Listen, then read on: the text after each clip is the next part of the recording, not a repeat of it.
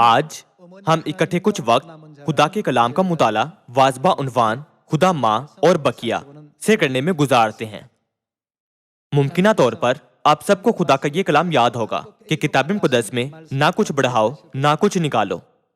जब हम इस कलाम को देखते हैं तो क्या हमें अपना जायजा नहीं लेना चाहिए कि क्या हम सच्चे ईमान की राह पर चल रहे हैं या गलत राह पर? आज हम किताब मुक़द्दस से इन मामलात की तस्दीक करने के लिए कुछ वक्त गुजारते हैं। हम मुकाशफा बाब 22 खोलते हैं। हम इकट्ठे मुकाशफा बाब 22 आयत 18 पढ़ते हैं। मैं हर एक आदमी के आगे जो इस किताब की नबूवत की बातें सुनता है गवाही देता हूं। यहाँ इस किताब से मुराद किताब मुक़द्दस है। मैं हर एक आदमी के आगे जो इस किताब मुक़द्दस की नबूवत की बातें सुनता है गवाही देता हूं कि अगर कोई आदमी उनमें कुछ बढ़ाए तो खुदा इस किताब में लिखी हुई आफतें उस पर नाजिल करेगा, और अगर कोई इस नबूवत की किताब की बातों में से कुछ निकाल डाले यानी घटाए तो खुदा उस जिंदगी के दरख्त और मुक़द्दस शहर में से जिनका इस किताब में जिक्र है उसका हिस्सा निकाल डालेगा। दूसरे अल्फाज में हमें अपनी सोच और फैसले से खुदा के कलाम में ना कुछ बढ़ाना या ना इसमें से कुछ निकालना चाहिए। इस इंतबा की बुनियाद पर हम आज के वाज का मुताला उन्वान खुदा माँ और बकिया के तहत करते हैं। खुदा माँ पर ईमान रखना और खुदा माँ पर ईमान ना रखना, दोनों में से कौन सा ईमान दुरुस्त है? हम बाब 17 से देखते हैं। और रूह और दुल्हन कहती हैं आ। यहाँ रूह और दुल्हन से मुराद कौन है? रूहानी नुक्ता नजर से रूह खुदा बाप है और दुल्हन खुदा माँ है। मुकाशफा बाब 22 आयत 18 में यह लिखा है कि अगर कोई इस किताब में कुछ बढ़ाए तो खुदा उस पर आफत नाजिल करेंगे, और अगर कोई कुछ निकाल डाले तो खुदा मुक़द्दस शहर से उसका हिस्सा निकाल डालेंगे। दूसरे अल्फाज में दोनों मामलों में लोग आसमान में दाखिल नहीं हो सकते। अगर हम किताब मुक़द्दस में कुछ बढ़ाएं या इसमें से कुछ निकालें, हम आसमान पर नहीं जा सकते। क्या हम जा सकते हैं? मुकाशफा बाब 22 आयत 17 के मुताबिक खुदारुल कुद्स और दुल्हन जो खुदा हैं वो मौजूद हैं। उनकी मौजूदगी का क्या यह मतलब नहीं कि हम रूह और दुल्हन पर ईमान रखें और उनका खौफ माने? खुदा बाप और खुदा माँ कहते हैं आ, और सुनने वाला भी कहे आ, और जो प्यासा हो वो आए, और जो कोई चाहे आबे हयात मुफ्त ले। आज खुदा बाप और खुदा माँ बनी आदम को बुला रहे हैं और दावत दे रहे हैं जिनका मुकद्दर उनके गुनाहों के बायस अब्दी मौत है। चूंकि किताब मुक़द्दस कहती है कि किताब मुक़द्दस में ना कुछ बढ़ाओ ना निकालो, हमें यहां बयान करता रूह और दुल्हन पर ईमान रखना चाहिए। क्यों हमें रूह और दुल्हन पर ईमान रखना चाहिए? इसकी वजह यह है कि वो हमें आबे हयात देते हैं। वो कौन है जो अब्दी मौत के मुकद्दर वाले बनी आदम की रहनुमाई हमेशा की जिंदगी की राह को करेंगे? वो रूह और दुल्हन है जो खुदा बाप और खुदा माँ हैं। मुकाशफा बाब 22 आयत 17 में लिखे कलाम से किताब मुक़द्दस हमें सिखाती है कि हम खुदा बाप और खुदा माँ पर ईमान रखकर हमेशा की जिंदगी हासिल कर सकते हैं। बस आज हम पैदाइश 1 बाब में जाकर खुदा बाप और खुदा माँ के वजूद की तस्दीक करते हैं। हम पैदाइश बाब 1 आयत 26 खोलते हैं। फिर खुदा ने कहा कि हम इंसान को अपनी सूरत पर अपनी शबीह की मानद बनाएं, और वो समुद्र की मछलियों और आसमान के परिंदों और चौपायों और तमाम जमीन और सब जानदारों पर जो जमीन पर रेंगते हैं इख्तियार रखें। और खुदा ने इंसान को अपनी सूरत पर पैदा किया, खुदा की सूरत पर उसको पैदा किया, नरो नारी उनको पैदा किया। पैदाइश बाब 1 आयत 26 से हम तस्दीक कर सकते हैं कि खुदा जिन्होंने बनी आदम को पैदा किया वो एक नहीं है। क्या हम तस्दीक नहीं कर सकते? इसकी वजह यह है कि खुदा ने कहा हम इंसान को अपनी सूरत पर अपनी शबीह की मानद बनाएं। खुदा ने बार बार इजहार बयान हम का इस्तेमाल किया था। जब इजहार बयान हम इस्तेमाल किया जाता है तो ये कभी भी सिर्फ एक शख्स का हवाला नहीं देता है। क्या ऐसा ही नहीं? जब खुदा ने कहा हम इंसान को अपनी सूरत पर बनाएं, हम 27 आयत से ये देखते हैं कि कौन बनाए गए थे। और खुदा ने इंसान को अपनी सूरत पर पैदा किया। खुदा की सूरत पर उसको पैदा किया। खुदा ने क्या पैदा किया? नरो नारी उनको पैदा किया। हम इंसान को अपनी सूरत पर बनाए। जब खुदा ने ऐसा कहा तो उन्होंने नरो नारी को पैदा किया।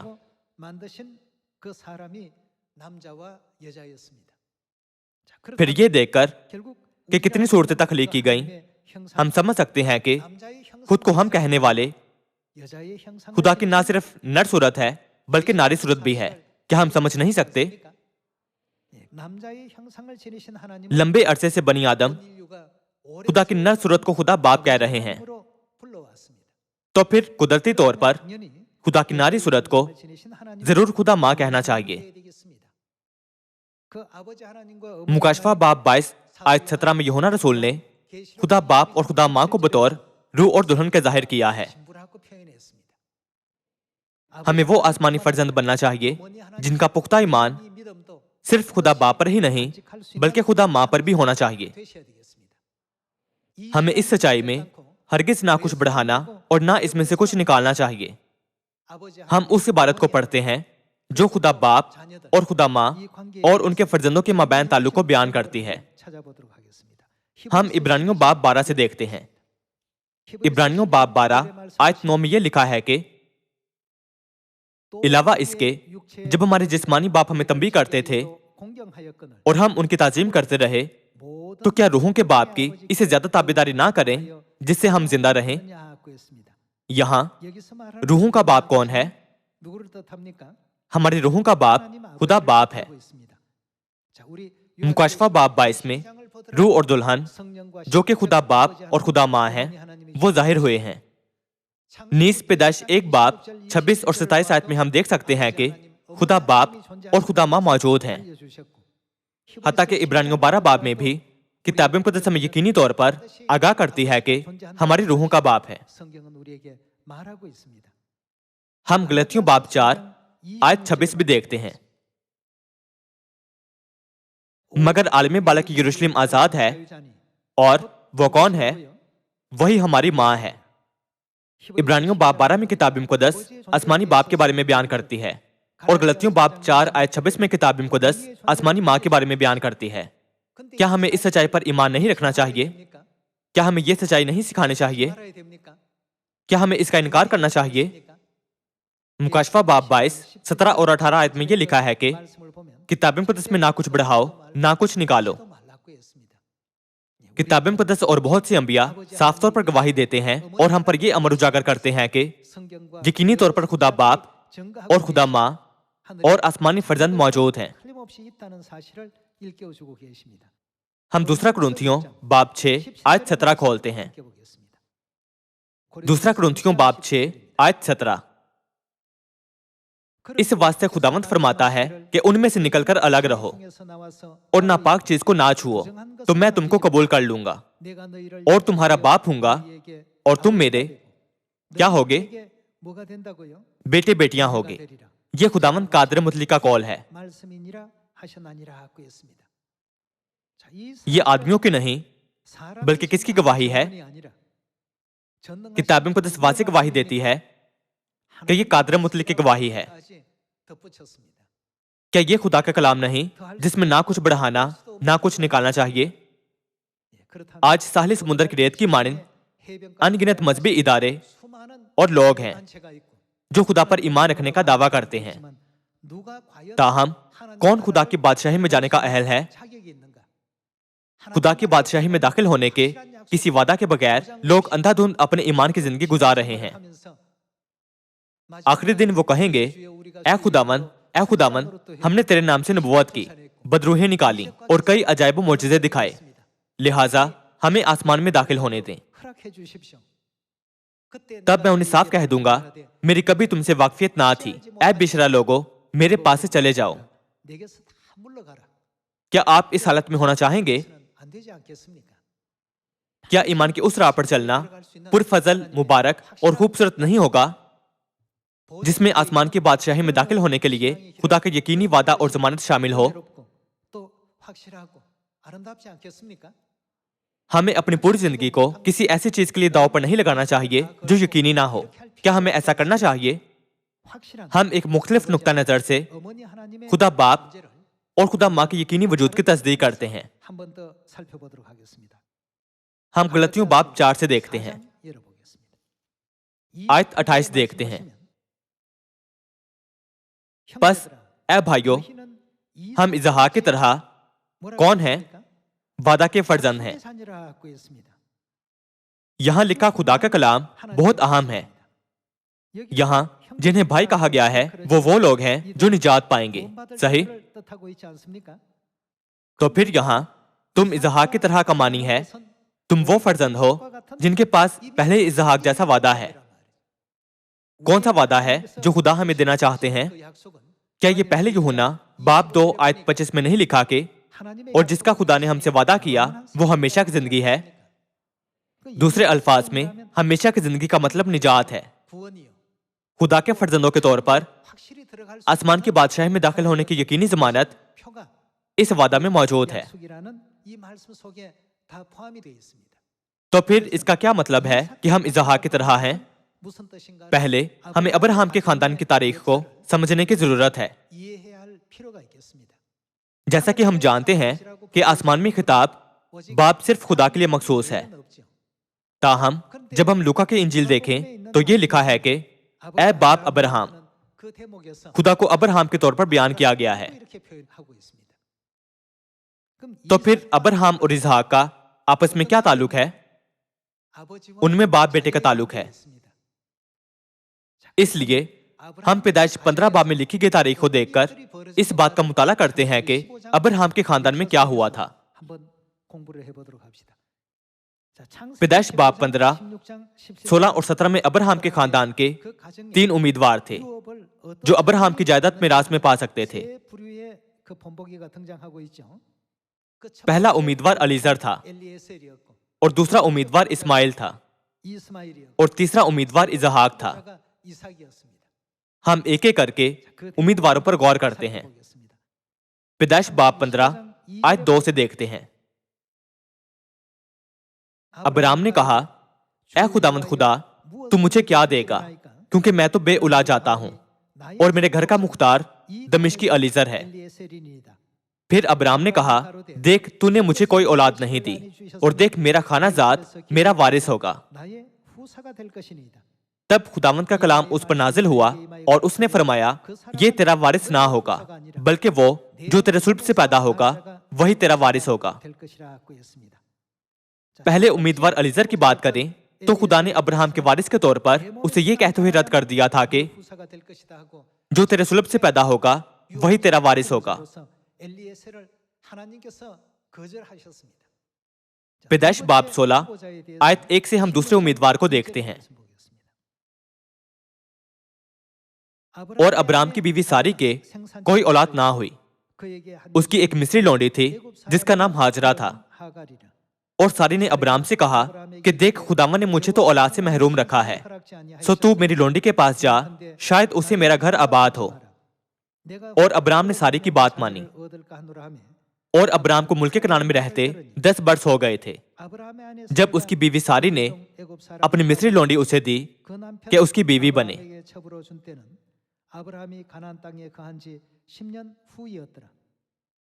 नतीजतन अब्राम से हाजरा का एक बेटा इस्माइल पैदा हुआ। आयत 15 की तरफ जाते हैं। और अब्राम से हाजरा के एक बेटा हुआ और अब्राम ने अपने उस बेटे का नाम जो हाजरा से पैदा हुआ उसका क्या नाम रखा था? इस्माइल रखा। अब्राहम के सुल्ब से पैदा होने वाला दूसरा उम्मीदवार इस्माइल भी खुदा की तरफ से अब्राहम के वारिस के तौर पर रद्द कर दिया गया था।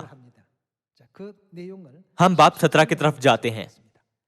पैदाइश बाब 17 आयत 15 में यह कहा गया है कि और खुदा ने अब्राहम से कहा कि सारी जो तेरी बीवी है सो उसको सारी ना पुकारना, उसका नाम सारा होगा और मैं उसे बरकत दूंगा और उससे भी तुझे एक बेटा बख्शूंगा। यकीनन मैं उसे बरकत दूंगा कि कौमें उसकी नस्ल से होंगी और आलम के बादशाह उससे पैदा होंगे। तब अब्राहम सरनुगु हुआ और हंसकर दिल में कहने लगा कि क्या 100 बरस के बूढ़े से कोई बच्चा होगा और क्या सारा की जो 90 बरस की है औलाद होगी। और अब्राहम ने खुदा से कहा कि काश इस्माइल ही तेरे हजूर जीता रहे। इससे अब्राहम का मतलब था कि क्यों ना वो आपके बरकत के तले आपके हजूर जीता रहकर आखिरकार मेरी मिरास हासिल करने के काबिल हो जाए। अब्राहम ने खुदा से यूं कहा क्योंकि उसने महसूस किया कि खुदा उसके खानदान के वारिस के बारे में बहुत फिक्रमंद थे। 19 आयत से जारी रखते हैं। तब खुदा ने फरमाया कि खुदा ने क्या फरमाया? खुदा ने इस मामले में वाज़ेह तौर पर अपनी पुख्ता मर्जी जाहिर की कि इस्माइल उसका वारिस ना होगा। तब खुदा ने फरमाया कि बेशक तेरी बीवी सारा के तुझसे बेटा होगा, तू उसका नाम इसहाक रखना और मैं उससे और फिर उसके औलाद से अपना अहद जो अब्दी अहद है बांधूंगा। अब्राहम के खानदान में 3 उम्मीदवार थे जो मिरास हासिल कर सकते थे। ताहम गलतियों बाब 4 आयत 28 में सच्चाई में बचाए जाने वाले फर्जंदों के हवाले से यह लिखा है कि तुम इसहाक की तरह वादा के फर्जंद हो। खुदा ने अब्राहम के बेटे इसहाक को कौन सा वादा बख्शा था? इसहाक कैसे इस वादा का फर्जंद बन सका? किस चीज ने इसहाक को वादा का फर्जंद बनने की इजाजत दी थी? हमें एक बार फिर इसकी तस्दीक करने की जरूरत है। क्यों खुदा ने अलीजर को अब्राहम के वारिस के तौर पर रद्द कर दिया था? अलीजर का बाप और मां दोनों गुलाम थे। पुराने एहतनामा की शरीयत के मुताबिक एक गुलाम को हमेशा गुलाम रहना पड़ता था, हत्ता कि नस्ल दर नस्ल। ना तो उसका बाप आजाद था और ना उसकी मां आजाद थी। ये एक बहुत अहम हवाला है। इसलिए खुदा ने अलीजर को वारिस ना माना कि वो अब्राहम की मिरास हासिल करे। दूसरा उम्मीदवार इस्माइल अब्राहम से पैदा हुआ था। ताहम उसकी मां हाजरा थी जो सारा की लौंडी थी। पुराने एहतनामा के जमाने में मालिक को गुलाम की जिंदगी और मौत पर इख्तियार हासिल होता था। सारा इख्तियार मालिक के पास होता था। इस्माइल का बाप अब्राहम था जो आजाद आदमी था, मगर उसकी मां एक लौंडी थी। इसीलिए खुदा ने उसे अब्राहम का वारिस बनने की इजाजत ना दी। आखिरी उम्मीदवार इसहाक का बाप और मां दोनों आजाद थे। इसहाक के हवाले से जिसके माँ बाप दोनों मुकम्मल तौर पर आजाद थे, खुदा ने कहा मैं उससे अपना अहद बांधूंगा। खुदा ने इसहाक को यह कहते हुए मुकर्रर किया कि वो तेरी मिरास पाएगा। अब्राहम के खानदान की तारीख बहुत अहम नबूवत है, जिससे खुदा हमें सिखाते हैं कि तमाम बनी आदम वादा के फर्जंद बन सकते हैं। यानी कैसे हम इसहाक की तरह वादा के फर्जंद बन सकते हैं और इस जमाने में बचाए जा सकते हैं। इसलिए हमें जरूर इसहाक की तरह वादा के फर्जंद बनना है। इसहाक की तरह फर्जंद बनने की गर्ज से हमारे पास किसे होना चाहिए? हमारे पास आजाद औरत आसमानी मां होनी चाहिए। अलीजर अब्राहम के वारिस के तौर पर रद्द कर दिया गया था क्योंकि उसके माँ बाप आजाद नहीं थे बल्कि गुलाम थे। इस्माइल भी रद्द कर दिया गया था क्योंकि उसकी मां लौंडी थी, हालांकि उसका बाप आजाद आदमी था। जबकि इसहाक का बाप आजाद था और मां भी आजाद थी। इसलिए खुदा ने इसहाक को अब्राहम की सारी मिरास बख्शी थी। ताहम उस वक्त इसराइल में पहलोटे को पैदाशी हक बख्शा जाता था। पहलोटा बेटा खुद ब खुद अपने बाप की तमाम मिरास हासिल कर लेता था। अगर हम सिर्फ उम्र का ख्याल ही करें तो इस्माइल इसहाक से 14 साल बड़ा था।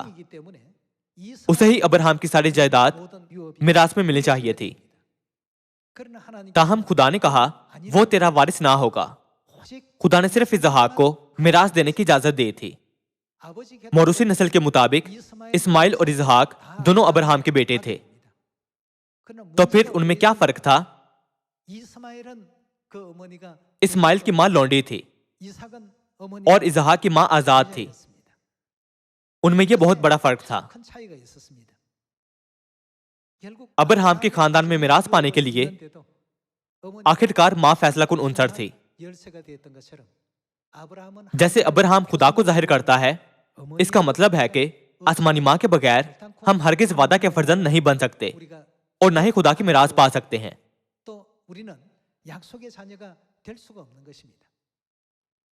बस ऐ भाइयों, हम इसहाक की तरह वादा के फर्जंद हैं।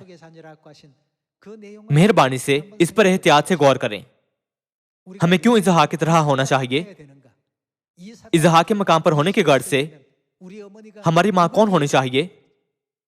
यह लिखा है कि आलमी बाल की यरूशलेम आजाद है और वही हमारी मां है।